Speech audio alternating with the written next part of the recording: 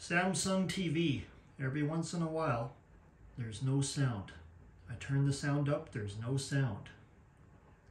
Turn the TV on, no sound. Doesn't matter what channel you select, no sound. No sound. How to fix this?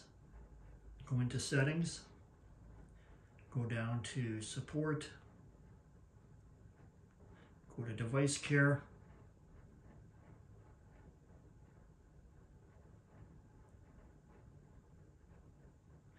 self-diagnosis, select that, and then select sound test.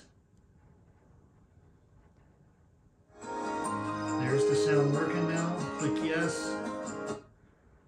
Click close. Exit out of here. The sound will be working now.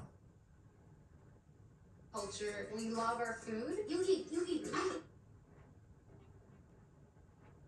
There's some lists of possible places